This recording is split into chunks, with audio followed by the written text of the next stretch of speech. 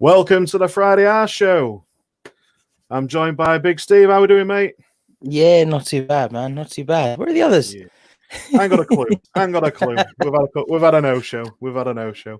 So, we'll crack on, mate. We're going to be talking about First of all, we'll talk about the Molde game that was played yesterday, and then we'll crack on with the upcoming Wolves game.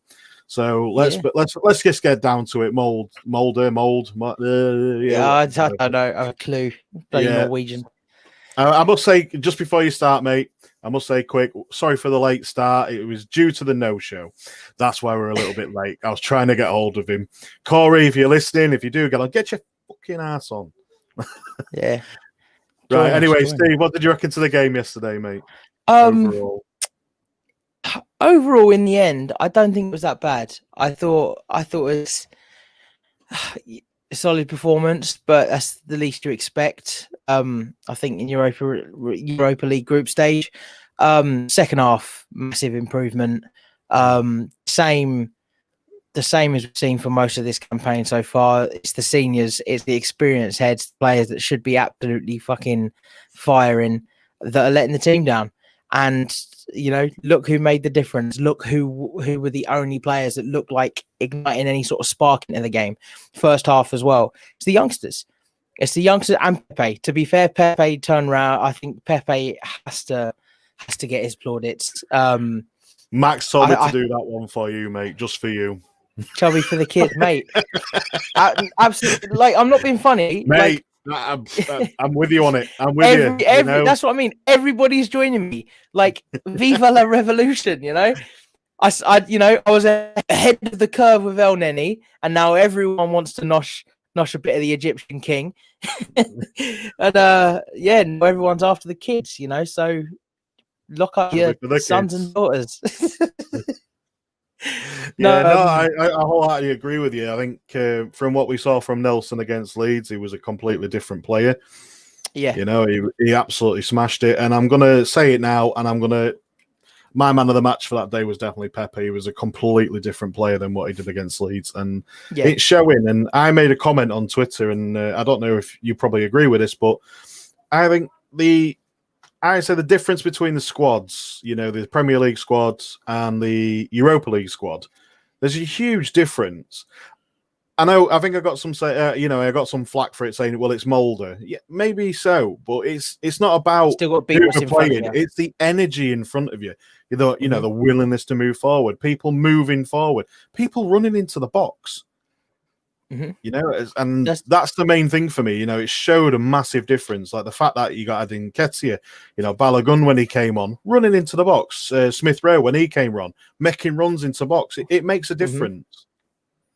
Absolutely. I mean, I thought Eddie, Eddie was unlucky not to get a couple last night. I think he put himself into some really good positions, but I think it was late in the third half. Late in the third half. Late in the second half.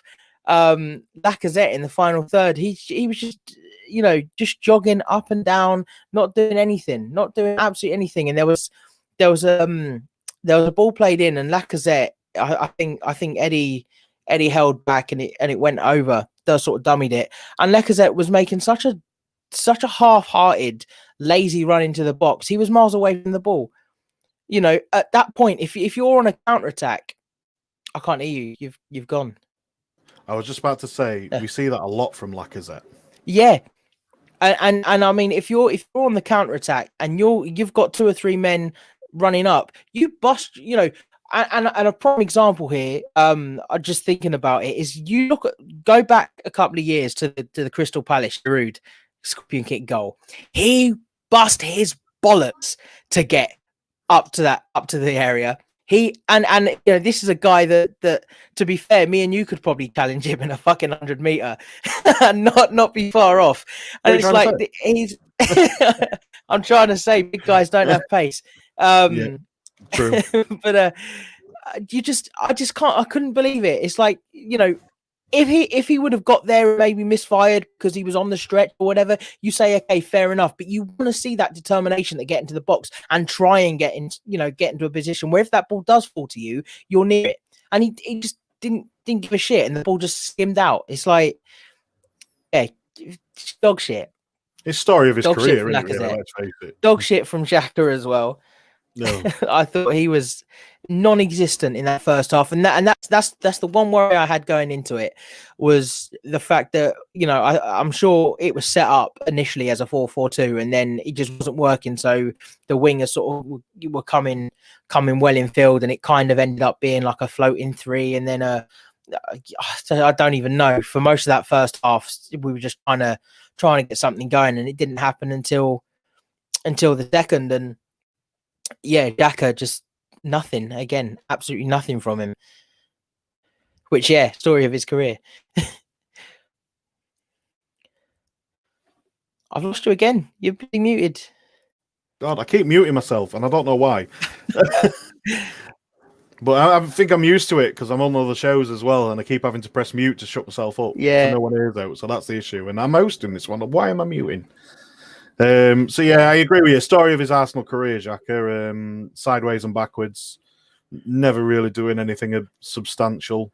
You know, it just makes me laugh at that all these young lads that are coming into the squad, and you know, Arteta's giving them a chance in the Europa League, are all showing these experienced heads all over the place. It makes you laugh, makes you wonder as well. Like, why is he still playing these older heads in the Premier League? Stick a couple of these youngsters on, show them up again. You know, give them a chance. I think the biggest problem we have. Could it hurt? No, it couldn't. I think the biggest problem we have with the youngsters that are coming through is they're all attacking-minded players, which is not necessarily a bad thing. But when you look at the team and you think about our ballast in midfield, you know, we've got Partey, we've got El Neni, we've got Xhaka. You know, you could argue move David Luiz, but he has legs really to be playing in the midfield. You've got Maitland-Niles, who is an option, you know, and I think he played quite central yesterday. Just in the comments there. But Kieran, a friend of mine, he says bang Ozil in. What you said to me, wasn't it, Mike? No, I've never said bang Ozil in. I probably said bang Ozil out, but not bang him in. But fuck him off. Yeah. Yeah, we've not got, you know, you look a few years back, we had like Christian Bielik, we had Zelalem, who was, you know, more of a sort of box to box, you know, sitting at the base midfielder. And we just don't have any sort of big ballasty youngsters coming through, and I think that's a little bit of a problem, just because there's a couple on the bench. That's what in I can't remember the names now. Who was on the bench? There was a couple of was on the bench. Cottrell was on the bench yesterday. Yeah, and there was another lad as well, wasn't there? Is he a midfielder? Aziz. Yeah, Aziz was also on the bench. Again, these guys are like, you know, they're skillful, they're creative midfielders. I don't think they're very big, and I think that's the problem, is when you want to have that balance in, you know, midfield. You know, we're looking at a Partey and who can partner him, or who can partner El Neni, or whether you put the two as a double pivot. And unfortunately, when our squad is as thin as it is, you then have to rely on somebody like Xhaka to just add that girth to midfield, but then he does fuck all. So it's a real catch-22. It's a shame, isn't it? Yeah. Well, we had three youngsters on who I've never seen in an Arsenal match, like first team matchup, should I say, or even a Europa squad, and that's like you said, Aziz, Cottrell, and Hein. Is it? So I'm not entirely sure. Hein's a keeper, but I haven't seen much of him. Well, yeah. I've just seen Matt Macy, and you have to have two keepers now, don't you, in the Europa League squad, which is really weird. Which, again, I ain't got a clue why you would do that or why you would need to do that. But yeah, but like you say, yeah, it's just them same old players making the same old mistakes and doing the same old moves. Boring. Absolutely boring. But yeah, it's nice to see, like I say, when Smith Rowe came on, he got an assist. You know, it's nice to see that, because I know he's been plagued with a few injuries since he's been back from Huddersfield this season. So it's nice to actually get him back on the pitch. I think he needs a few more games, and hopefully we might see him in the Premier League game. I think he needs a couple more. Nice. Yeah, a couple more Europa League games for him, and I think he maybe needs to start maybe one or two of them at least before, you know, you transition him into the Premier League squad. For me, anyway, that would be my option. or my thing to do with him, not just say, right, you had a good game, you had a good 20 minutes, crack on Premier League squad. I think that's a bit too much. I mean, they got stuck in the airport as well on the way back, didn't they? I don't know. This is new to me. I see earlier on. Trev put a message up in the group chat, and Swifty deleted it, which I think he probably realised that they've been stuck, because he said the under-23s this afternoon. Saliba, Mari, and Chambers were all in for the under-23s, and he said no Balogun, which probably means he's in the squad for Sunday. But obviously, there's going to be no Balogun because they were stuck in an airport in Norway. But yeah, I would like to see Balogun on the bench in the league, but I think he will be. I think Arteta's going to stick with Aubameyang and Nketiah and Lacazette as his three Premier League options. But good to see that Mari's coming back and Chambers is getting more minutes. I think this is his third game since he's come back from injury. And again, I think he could do an option at mid, in the midfield. Player of the season. Player of the season for Fulham as a midfielder. Played a good handful of games when he was out of Borough.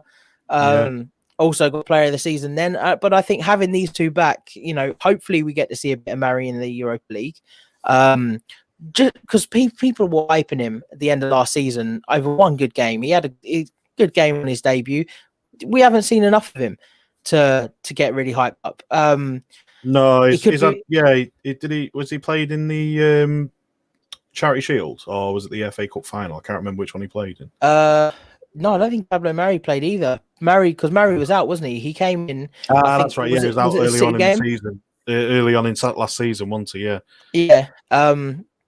So he's on his way back, which is good. And I think just having those, having Chambers and Mari, you think then they can't be any worse than Socrates or Mustafi. Well, in all fairness, I think, to be fair, at centre-back, if we stick with the two in Holden and Gabriel in the Premier League squad... But I mean, if they come in... massive job, aren't they, at the minute, really? Definitely. Definitely. I mean, I think David Luiz coming in and out is okay. But I think, when you start to rotate, you need to have some players that aren't Mustafi and Socrates.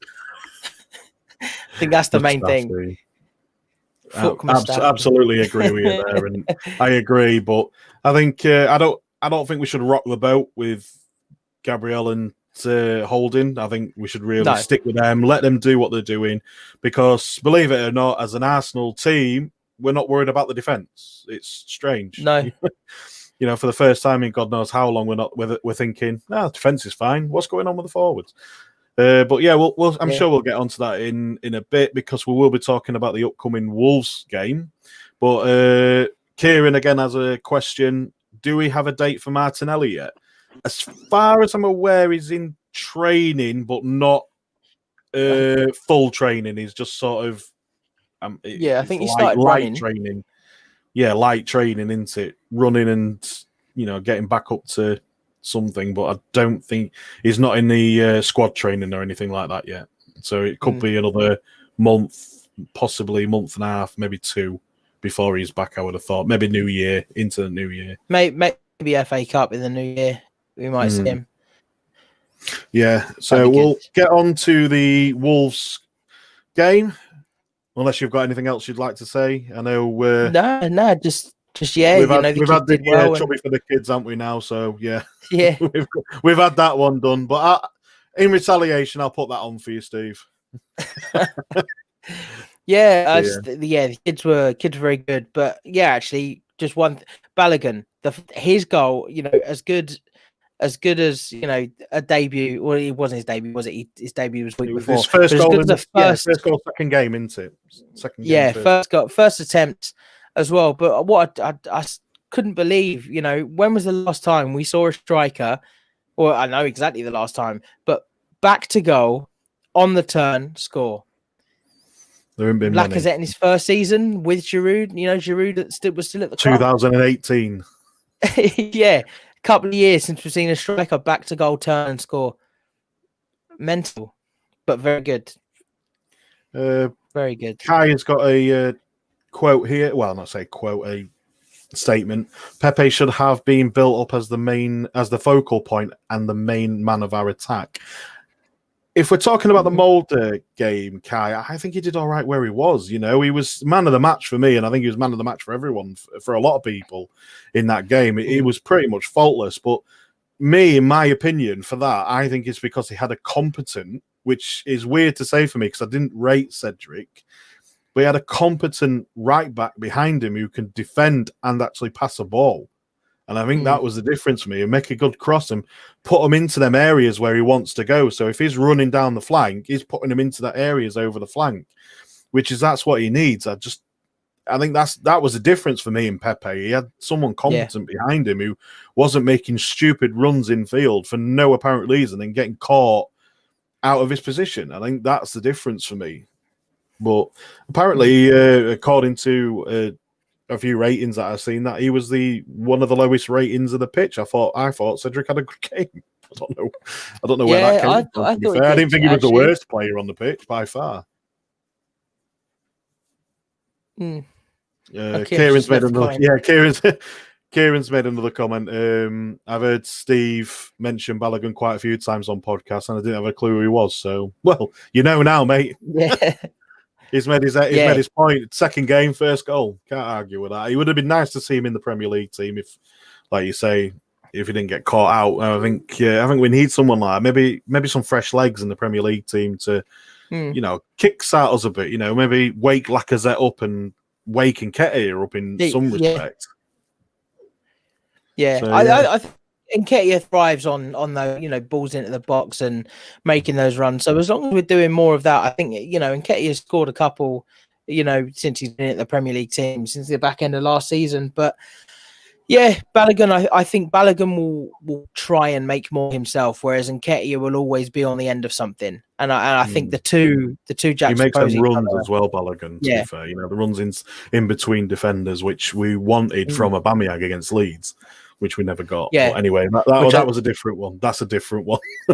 Yeah. Right, we'll go on to the Wolves game, and I've clicked the wrong one again. And this is the team that I think we're going to play against Wolves. So I think we're playing away against Wolves. What time's kickoff? I think, is it a late one? 7:15. 7:15. So it is, the late one on Sunday. I know. I don't think we're that great, actually, to be fair, on Sundays and stuff at the minute. I think most of our games are coming on the Sundays, and I think they're all at late kickoffs. I think we've only got one early kickoff, haven't we? Or early-ish. Dinner time or whatever. Tea time. Wherever you are in the UK, dinner time, tea time. It's up to you. Where's the Spurs one? That's 4 o'clock, isn't it? On a Sunday as well? I believe so, yeah. Yeah. Right. Anyway, let's get on. I'll be missing songs of praise. Oh, never mind. Right, we've got the Wolves team here. I've predicted that it'll be a 3-4-2-1. I think that formation is. That's what the formation is to me anyway. 3-4-2-1. Connor Cody is back in their squad after an injury. And in their last 2 games, they've drawn against Southampton and lost against Leicester.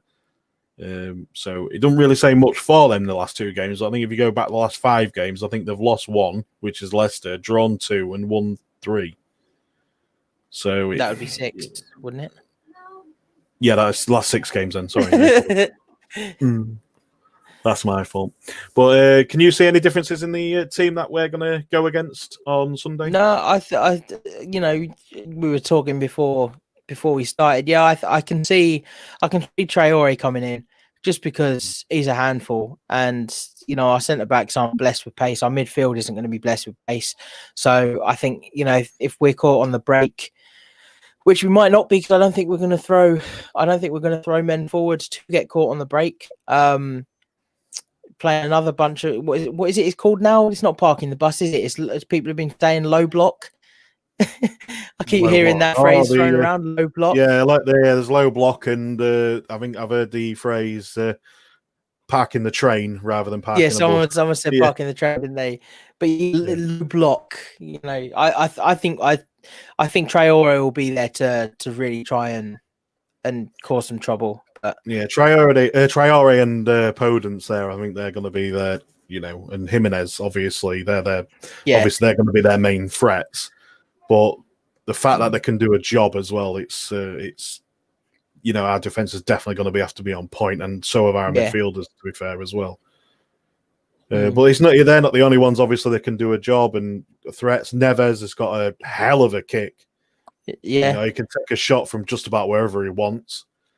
But I'm worried about their right hand side for me. That right hand side there with Semedo and Traore. That's quite a dangerous side, isn't it? To be fair, I don't know about you, but I think that no, definitely. Semedo's very, decent going forward, but he's not the best defensively. People said that before he came to Wolves. Everyone was hyping up the signing, and I think after the last, I think it was a howler the last game, I see a load of stuff on Twitter. Everyone was talking about Semedo and throwing memes out about Semedo, but I think if we can get players down that left hand side, if they are going to bomb forward, I think that would be where we can hurt them.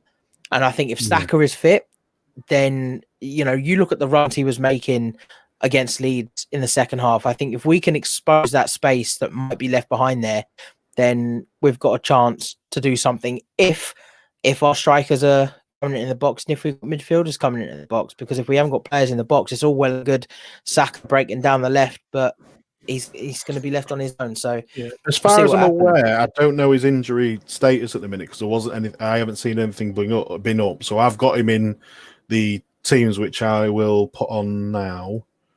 Which I've gone for two different, and I'll let you. I'm going to do it different. I've gone for two different teams, and I'll let you decide which one.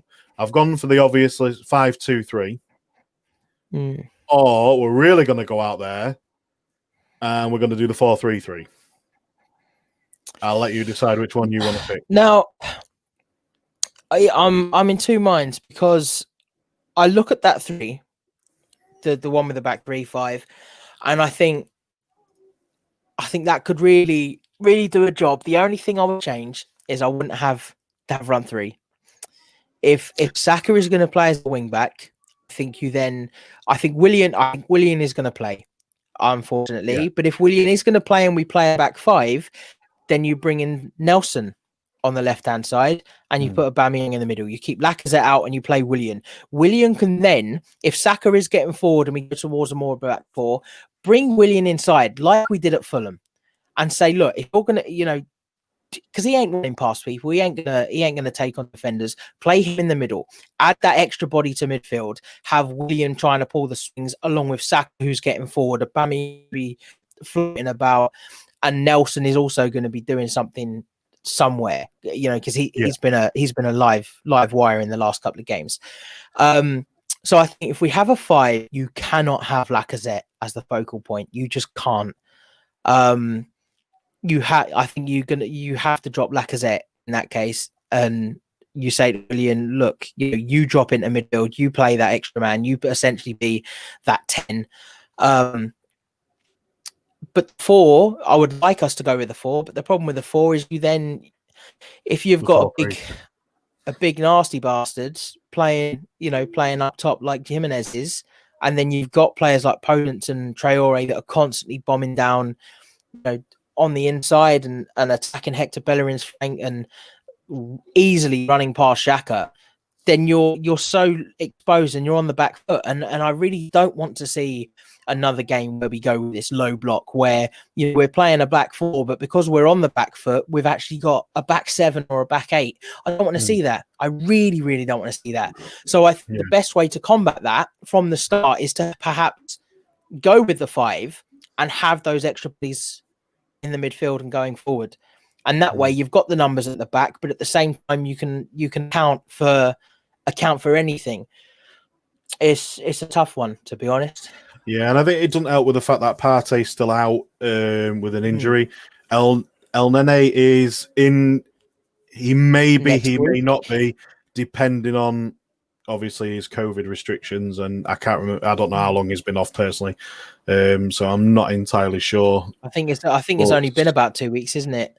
Because it was after international break, so he's probably still got another week or so before he can have another test. Yeah, I'm not entirely sure. I don't know how it works for footballers. I don't think it works the same for average Joes. You know, so I'm not entirely sure, but he could be, he could not be. Who knows? I think it's just me. What's happened? Well, I can't hear you. I completely apologize. I have clicked the wrong button. Technical error. Mike is a dickhead. That's all It's I'm going my to say. show. I pressed back when I should have been on the other bloody screen. I apologize completely, Steve. God, what a tit. Right, let me get that screen back up. Oh my God, what is going on here? Right, thank you. Jesus Christ. Talk about technical errors. Right, I personally think we're going to go for this formation. We'll get back on. We'll do it quick. Cut that out. You know, edit it out. I'll edit that out at the end.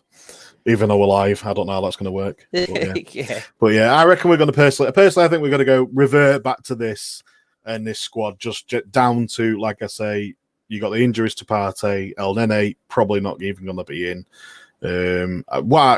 Luis just got subbed, didn't he? I don't think he's injured. I don't know. Actually, that's a good question. I think he was probably just subbed. Yeah, just subbed to get holding a bit. I don't know why he needs game time, but anyway, we're going to revert back to Bellerin at right back and then Saka at left wing back. I wouldn't like to see that. I personally would like to see Tierney move to left wing back, possibly David Luiz coming in to the centre back. Okay. And then Saka up at left wing. Saka up at where basically swap Saka with Aubameyang and get rid of Lacazette and Aubameyang up top. That's what I would prefer to see. Yeah. Would you prefer to see Nelson in over William if we have Saka as a left I'd like to see anybody in over William, to be honest with you. I think Nelson, he did a job on Thursday. Why not? He did more of a job than what William ever did. Just don't put him on set pieces, eh? Oh, well, yeah. Well, in all fairness, I've got to say this. It doesn't matter about Nelson or anyone, but who can take a set piece on our team at the minute? Yeah, well, I mean, we were talking. Was it on here or was it? It might have been Guns. Talking about Pepe, like the amount of time people talk about Pepe set pieces. The amount of times last season it'd be on the corner and he wouldn't go past the first man. I think that's the thing that we've all got at the minute. To be fair, that every single one of them. Ceballos is the same, which I'm shocked about because he can take a set piece. You know, Willian can take a set piece. He hits the first man. Ceballos hits the first man. David Luiz, when he takes a bloody set piece, he is the first man out of any. You know, I don't know what's going on. What is it? It's ridiculous. No, but yeah. Anyway, I'd like to see that set up. Obviously, without him. Yeah, and with a goalkeeper, right? You what? Sorry. Oh, and with a keeper. Yeah. Again, technical issues. I forgot to put Leno in there. But everybody knows it's going to be Leno on the Premiership team anyway, so who cares? It doesn't matter. But yeah, I'd like to get rid of Willian, and again, I'd probably put Nelson in there, or even Willock there, and maybe have potentially. Do you know? I don't know. This is the problem we've got. This is the problem we've got. Our midfield is so fucking thin at the moment. Yeah, really. And that's I mean, I'm looking forward to Chambers coming back and potentially having it as an option. Maitland-Niles again could be. He's not going to get in the defensive. You know what I mean? He's not going to get in the defensive lineup, is he, Chambers? If I'm being honest, not at the moment. Because I think he's good enough now and then. Yeah. And you've got David Luiz, you've got Gabriel and Holding all ahead of him. You know, I think Mustafi's going to be ahead of him as well. Yeah, unfortunately, that's the issue. But I mean, Mustafi is going to be there on merit, not because he's a better player. Obviously, yeah, but David Luiz, all credit due, he's been playing well. He's played well under Arteta. Maybe one or two games where he's been a bit crap, but Willock potentially on the right could be good, but I don't think he offers enough to. No. You know, I don't think he's got quite pace to really take. He's not a right. He's a little bit more. No, he's a little bit more sort of tactful with his runs. But yeah, so I would obviously prefer him being in centre mid. I'd like to see him obviously as like I've done it here. I prefer Xhaka be in the defensive side of that midfield out of anyone, and Ceballos and Willock doing them sort of high eights, you know, higher number eights rather than the average number 8, which, you know, just or mix it between the two. You know, one goes back, one goes forward. that's what I would prefer to see if that lineup was there. I think Willock can do a job. He did okay against Leeds. He did brilliant against Molde. You know, I didn't think. I thought he was a good player against them. I think he did really well. I think Willock against Leeds was. I'm going to say he didn't do very well because of Willian. Basically, that was my issue with it. I think. So that was the issue. And speaking of Willian, Kai's got a question for us here. If Willian doesn't work out, who's to blame for that? Well, apparently Arteta wanted him, so take your pick. Thing with that, I would when I saw that, it's a strange one because I mean, I'd left a few comments on the main Arse Bros show the other night when you guys were discussing Willian, and he was bought in, and I think people mentioned the two things they mentioned is obviously one, why was he bought in, and two, why a 3-year deal.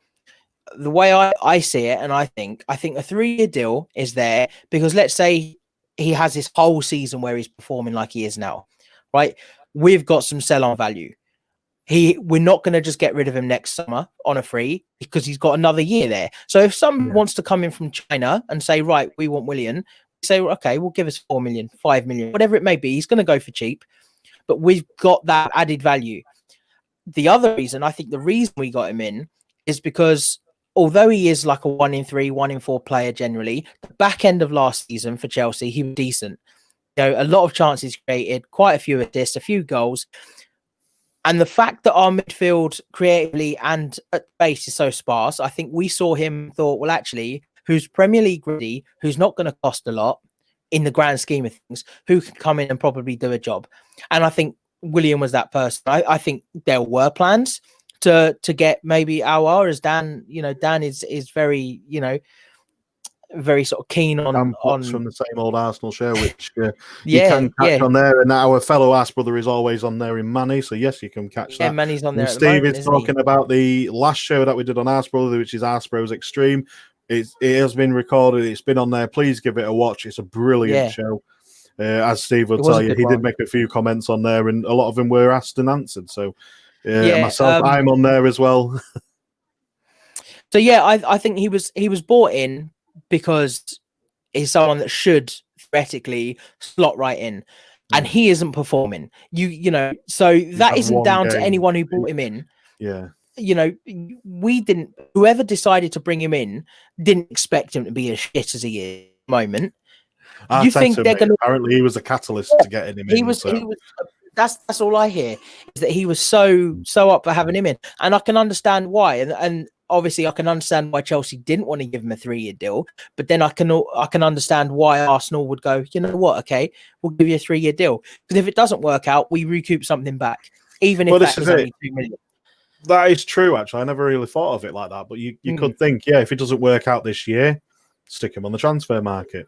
You can coop some of that money back that you spent for him on his wages. So that's what I mean. Even that's what I mean. Even if it's something a 2 mil and he ends up at Burnley or some Guangzhou Zhenghai or whatever the bloody places somewhere that buys everyone somewhere in the USA, mate. That's where they all go, isn't it? MLS as well. Yeah, exactly. And 2-3 million for a player of the fact. Yeah, okay, he's not worked for us, but he's still capable. So. Yeah, just but not for us. No, not at the moment at all. No, I think Max summed it up, didn't he? He said he's very much a structural player, and I think that's why if we do go with a 5 on Sunday, if he is going to play, I'd like to see Saka at left wing back, and then Nelson on the left as well. On the right and William on the left. Yeah. Oh yeah, either or. Yeah, that's fair enough, mate. It's probably won't happen, but yeah, I'd like to see. I'd like to see Nelson give it a bit of a chance. That's the issue, isn't it?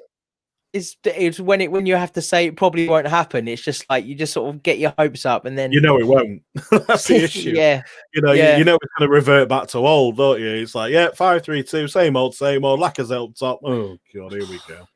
What do we have to do here? He tried it against Leeds. I thought it worked in some respects, and then it just sort of went off the barrel. I do think the red card. I do think the red card was costly. massively.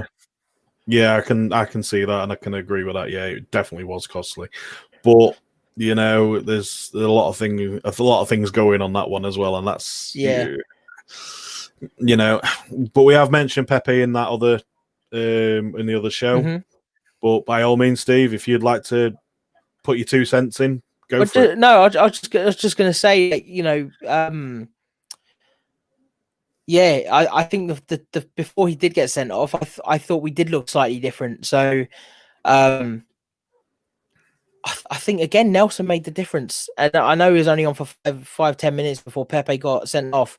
But if we hadn't have gone down, I just have this feeling that we would have thrown the numbers forward and we would have created stuff, because we created stuff afterwards. Yes, we were on the back foot a hell of a lot, and we were lucky with the post and everything else. And people can go on about Leeds' 25 shots, but I think they had 4 that were on target. They had 4 shots on targets and 3 hit the bar. So 25 shots. A couple of years back, we played Southampton early Feb, and we had 32 shots. Fraser Forster had the game of his fucking life. I was up at the Emirates, and we had 30 odd shots, and we got 2 on target.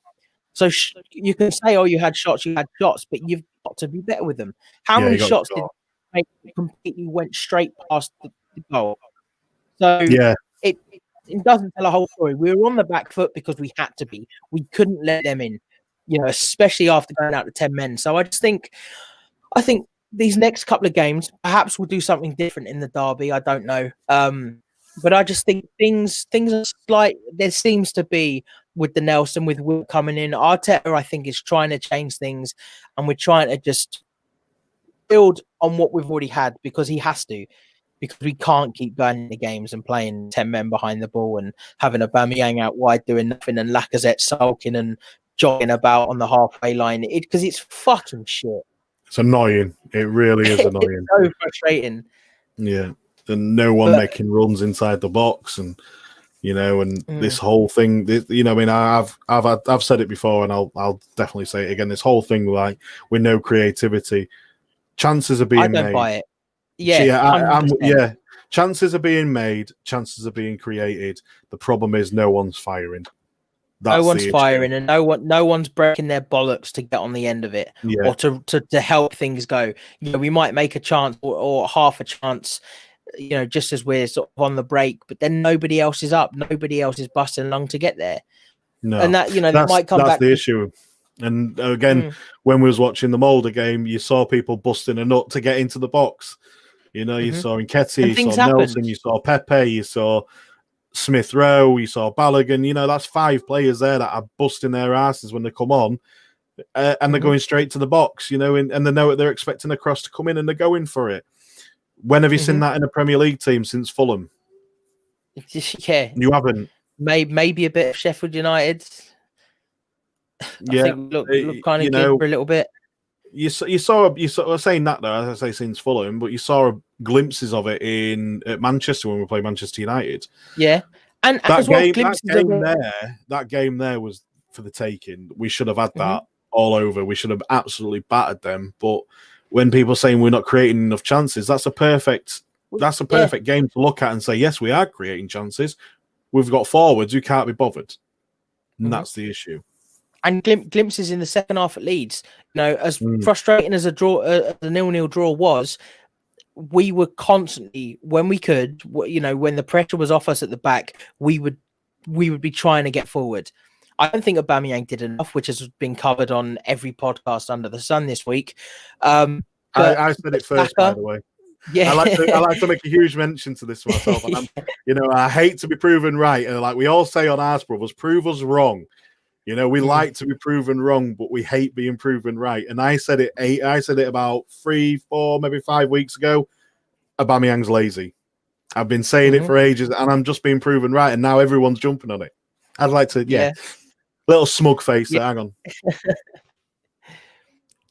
I've got to have my smug moment. I'm having my moment. If I had that cup of tea, I would be looking like I say looking like him. I've got nothing like him. But if I had a cup of tea, if anyone watches The Boys, fucking diabolical. I tell you, I'm just pleased it's been 2 years now, and everyone's finally jumping on the old Nenny train. Me and Fergus have been saying that for a long while, and just on that El Nenny thing, but I don't think he's playing that much better than what he always has. I think the difference is because the rest of the team are so fucking lackluster, he's just standing out. Yeah. Start of the season when he played a couple of the pre-seasons and everything, and everyone's on any this and on any that. I'm like, calm down. He's always been that player. He's always been a solid 6, 7 out of 10 player. Works his bollocks off, and that's it. And I just think, the fact that everybody else has come down, El Nenny is now going, actually, well, I'm kind of star man now. Well, he's not star man. You know what I mean? Everyone else has come down and they're on the near enough the same level. So our old 10 out of 10s are now 6 and 7s. And so I think we've mentioned this before, haven't we, on Arse Brothers? And I think Max mentioned it. We're a 7. Most of these players are a 7 out of 10 players. Yeah. And like you just said there, El Nenny's pushing. He's pushing at a 7 constantly. So he's going to stand out because the rest of them aren't even pushing towards a 5. Yeah. You've got a lot of our midfielders that aren't even bothered to even push to a 5. So, especially when you go up against someone like bloody Xhaka, who's next to you, he can't even push a fucking 3. But then again, I've heard there's a lot of hype on Xhaka at the minute, so I don't want to say too much. I'll probably get a lot of hate for this week. Get over yourself, it's shit. He's not playing well. No, nowhere near. The thing with Xhaka, I think, is the crux of it is he's not at the moment. At the moment, he's not really doing much wrong. But he's not doing much. He's not doing much at all. And in fact, I say he's not doing much wrong.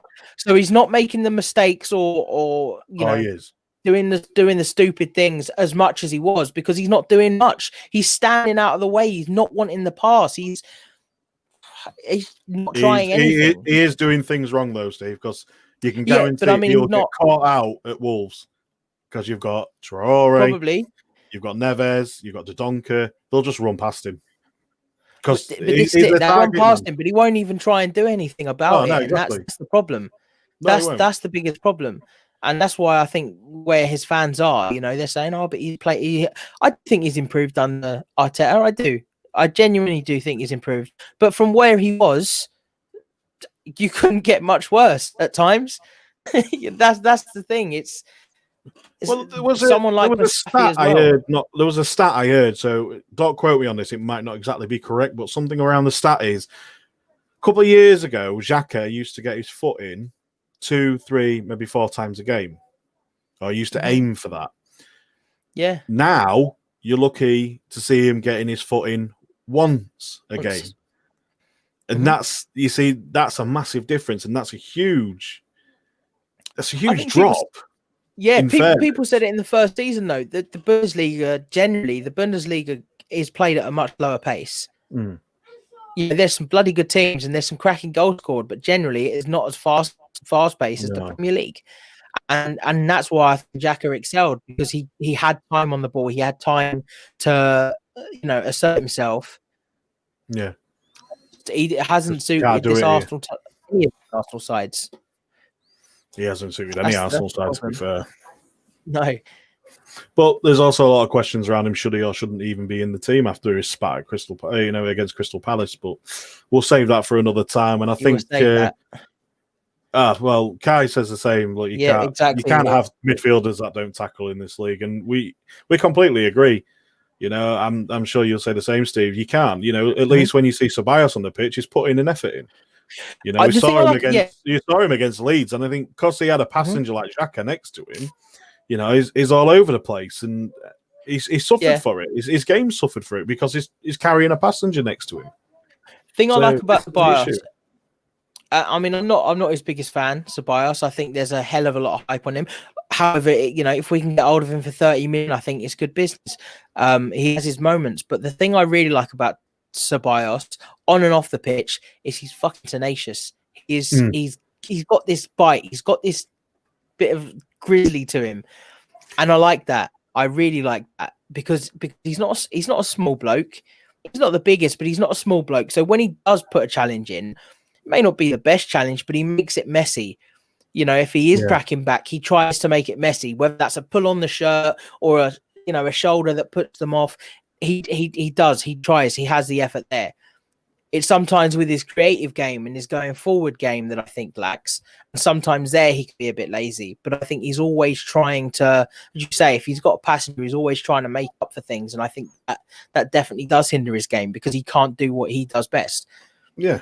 Well, he can pass the ball. This is the thing. He can actually pass the ball. We've seen moments in this. I've seen moments in him where I think, bloody hell, he's caught that. It's a beautiful cross or a beautiful pass, and you think, wow. Yeah, I think if he can open up a defense, he's capable to open up a defense. The problem is the passengers that we've got in the team.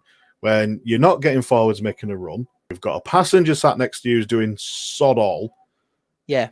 What can he do? He's going to look like the worst man on the pitch because he's the only one running around like an headless chicken. And sometimes it works, sometimes it don't. And I think that's the issue because you can spot him doing stuff because he's the only one running around. Whereas if you've got the passenger who's hardly doing anything, you don't spot him as much because you don't see him. You're not spotting him. He's not in your peripheral your vision, basically. Yeah, peripheral.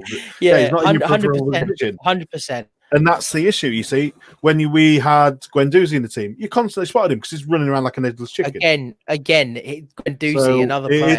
It's the same sort of situation. Tenacious. I like Guendouzi. I do. Whether or not he comes back to Arsenal, I think he's done. Yeah. I really hope not. But two things that's made him suffer, and I think this the young and naivety in him. He's joined a clique, and he's had a go at the manager. Yeah, potentially. Apparently had a go at the manager. Apparently, we'll see what happens because if Arteta is the sort of man that says, you know what, actually, everyone's going to have a clean slate in the summer. He knows who he wants to get rid of, but he wasn't sold. I do think he could have been sold. And that there, I think, is very key. I think he could have definitely been sold, but we said no, go out on loan. And I think if he comes back, he's playing well. If he comes back and Arteta sees enough in training and says, actually, okay, we'll see what you can do. Whether that's Europa League or Champions League, we can see. But I think having that sort of League. Please don't hold out hope on that one, please. But no, you'll do yourself an injury. Yeah, if I just like the fact that they have that edge to them. There's just that bit of chaos. Create chaos in the game. But sometimes you need chaos in a game. Like Max, he always says the same. Sometimes you need what do you call it?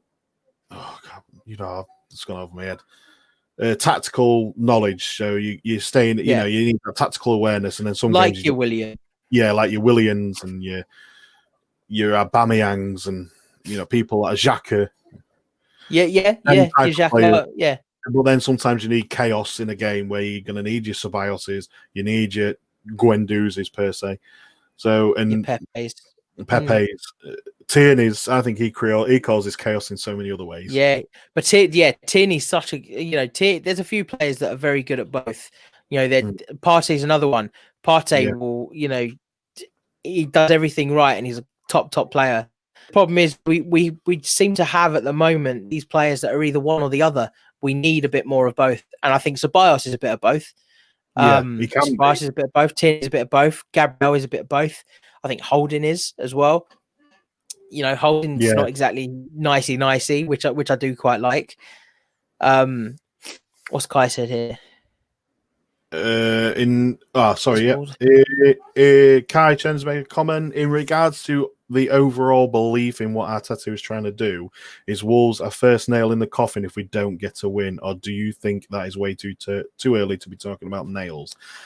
Kai, I'm sorry, mate.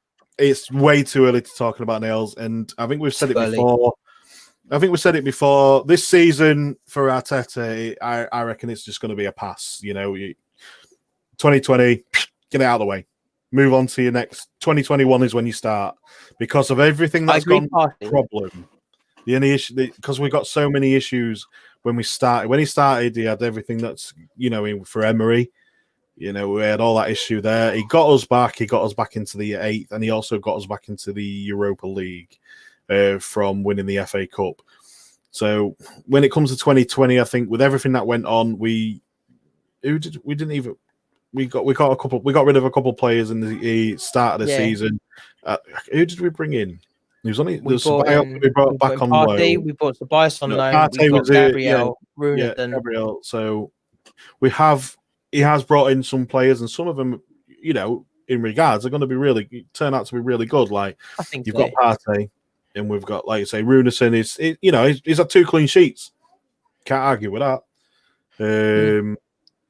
Sorry, who else was there again? Gabriel, who's turned out to be amazing.